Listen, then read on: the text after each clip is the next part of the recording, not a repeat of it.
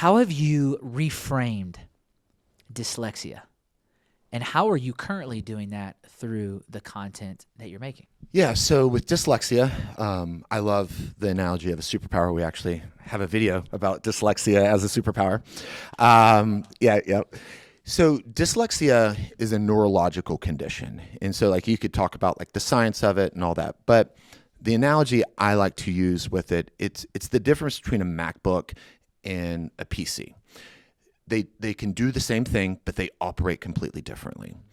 And so part of the issue with dyslexia is just how you process and how you learn. And so to take it more broadly, people that are just dealing with difficulties in general, I think understanding what you're dealing with. So my son's autistic. And so high functioning, if you talk to him, just like in passing, you probably wouldn't even know. But as you get to know him, you're like, man, there's certain things like he gets really obsessive over things which is like can be a superpower. Like he'll be very, very successful. And so one of the reasons that we wanted to have that official diagnosis is because we wanted to be able to know what was going on. And so ignorance is not bliss. And so knowing what's going on, knowing how your mind works helps you overcome the things that you struggle with. We recently did a video about like how to advocate for yourself when you're dyslexic. And so if I know that I struggle with reading and I come to you for a job and you're like, hey, I want you to proof this, or I want you to help me write content for this and that. And I'm like, well, I can't write. But if I come to you and say, oh, not a problem. Hey, by the way, I'm dyslexic, but I have great tools to help me with this. I have dictation that I can use. And then I also use Grammarly to help with the grammar. I use ChatGPT with this and all that. And I'm able to communicate that up front. So there's a clear, like, we're honest. We're setting the expectation. Like if you ask me to get out a pen and pad and write something for you, that's going to be a struggle. But if you can let me walk to the other room and dictate something, I'll be back in 5 minutes with what you need. And so just setting those expectations, I think, is a huge thing. Yeah. And I think a lot of times we're nervous about just being honest about what's going on and being, transparent and just be like, hey, like, I struggle with anxiety, or, I have depression, or I struggle with this thing, or I'm dyslexic, or I'm autistic. And I think just being really transparent with that, but don't come in with like, when you're interacting with people, like it's one thing to like, if we're really good friends, we're sitting there having coffee and we're talking and I'm sharing my struggles, but I'm not expecting you as my employer to take care of me. In that sense, like I'm coming in ready to add value to you. And I understand my weak points, and here's how I overcome them. And here are my strengths, and here's how I can help you better accomplish your goals. Okay. So what I hear you saying that's really helpful for us, whether we're carrying that or something else, I think as humans, we're all carrying something, right? Absolutely. We're all carrying something that's difficult, resistance. Is you are very upfront with where you're at, with what's being asked of you. Yep. And what's really cool about that is it levels the playing field, and then you become somebody that is trustworthy. Yep. Immediately, you become somebody that somebody can have a real conversation with. You become relatable. Now, don't those three things actually build the relationships that we're all looking for, whether Absolutely. It's in business or whether it's just in life? Mm-hmm. And it's like, man, so I think that's a huge plug for everyone. Is it like, okay, honesty is not something, especially honest about something that may be negative, is not going to hold you back. Yeah. It's not going to necessarily hurt you. And so you speak to it directly. How have you seen it play out now with you creating the Dyslexic Hustle?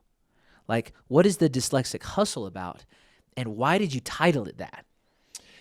Yeah, so the title, my son, co-founder of Dyslexic Hustle, he helped me come up with the name. I work hard, we hustle. And I think, and we talk about this, is you're going to have to work harder. And I have a saying. It's like, don't do your best, do what's required. And because if your best isn't enough to accomplish the job, then you need to learn more to do what's required to do the job. Because my son's 18, he just got engaged, and he's trying to get off on his own, and he's still got kind of a gap between where he is and where he needs to be financially. And it's like, hey, you're making a commitment to do this, so if that's your best, you have to learn more skills so that you can do what's required. And it's not like, hey, you suck, and it's like, but there's a deficit, and you need to fill in the deficit so that you can be successful in the things that you said you wanted to do. Sorry, say the question again. No, yeah. You're good. I just strategically, the title was amazing. Yeah. Okay. So you're using the title appropriately and correctly. Yep. And I just want you to keep elaborating, and maybe I'll ask another question, right? Because you went down this path of like, that statement. Say that statement one more time. Don't do your best. Don't do your best. Do what's required. Do what's required. Okay. How has that affected? You were using your son as an example of like, he's committing his life to this lady, and they're going to get married. And he's not necessarily there yet to be able to provide for her. Yep. So don't do your best. Do what's required. Yep. Okay. This is what you want, a healthy marriage. Yep. Do what's required. Yep. Be able to provide. Yep. Okay. No one is doing that these days. I think we settle for our best. Yeah. Now, what if someone says, well, isn't my best enough? I mean, it just depends on what you want. It depends on what you want. Potential is just that. It's just potential. And so if you're going to, you don't necessarily have to reach your full potential. John Mayer. I think John Mayer is one of the people you said you wanted to interview, right? Maybe. I don't know. Yeah, either way. I'm down. But John Mayer there was this interview about him drinking, and he wasn't like an alcoholic, I don't think, but he just talks about, he's like, I realized that if I wanted to, I had to make a decision. This was him talking. He's like, I had to make a decision. Did I want to be 100% of who I could be, or was I okay with just part? 60, 70, 80%. And he decided that, no, I want to be 100% of who I can be. And for him, alcohol was going to prevent him from being the best guitar player, music writer, storyteller that he could be. And so he decided that he wanted to reach his full potential. Very few people do that. I have the ability to have a six pack. I do not have a six pack. I talk to Matthew about it all the time. Yes. But I know what it takes to get a six pack. I'm just not willing to do what is required to get a six pack. And so I think people, you just have to determine, where do you want to be? What do you want?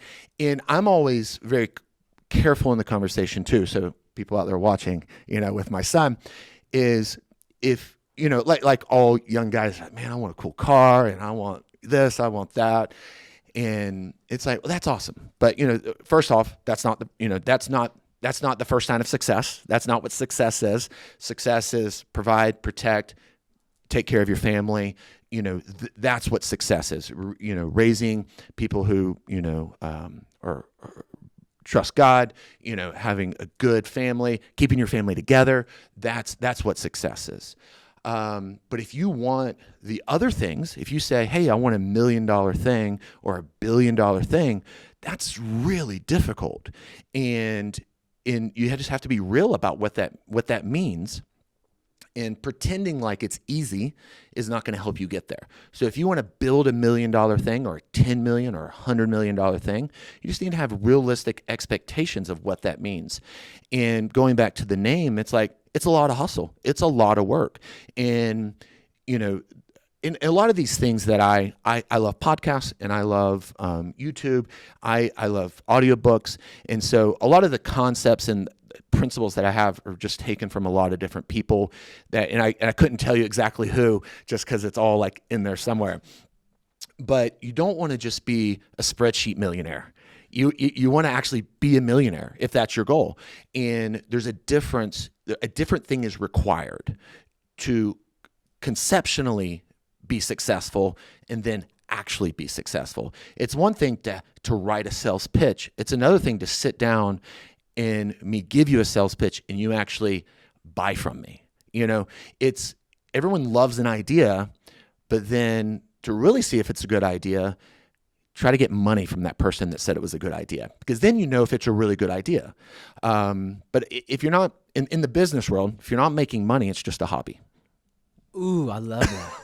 That's a Dave Ramsey quote. I love that. If you're not making money, it's just a hobby. Yeah.